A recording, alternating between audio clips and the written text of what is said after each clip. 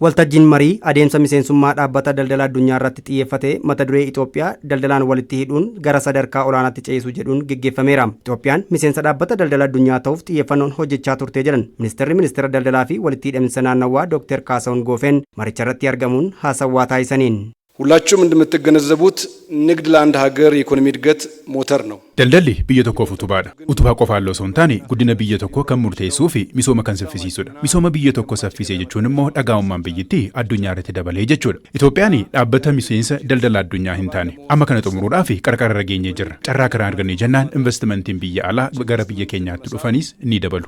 Dinagdeen biyyattiis daran guddata. Kana hunda tilmaamne yoo ilaallu biyyi tokko miseensa dhaabbata daldalaa addunyaa hin taane jechuun guddinni ishee hagam akka ta'es ifadhaa jechuudha.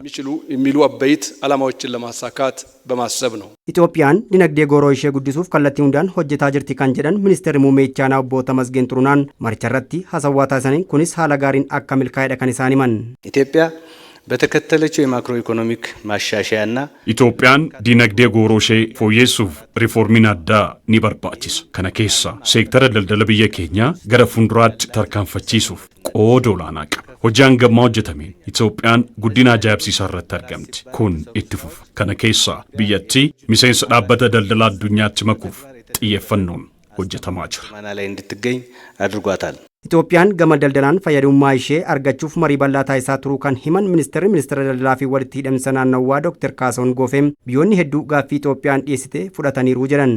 ኢትዮጵያ የምታካሂደው የባለብዙ ወገን የሥራ ቡድን ስብሰባ Itoophiyaan miseensa dhaabbata biyyoota daldala addunyaa 56 ta'anitti makamuudhaaf adeemsa deemamuu qabdu hunda deemteetti. Biyyattiin marii gaggeessiteen gaaffiiwwan hedduun dhiyaateera. Adeemsa kana keessattis dhimmoonni murteessoonii fi milkii qaban hunduu argamanii jiru. Biyyoota miseensa ta'uu hunda waliinis mariin taasifamuun Tarkii, Arjentiinaa, Chaayinaa fi Raashiyaan marii gaggeeffame bu'a qabeessa ta'uu ibsaniiru. የሁለትዮሽ የገበያ ዕድል ስምምነቶች ተፈራርመናል።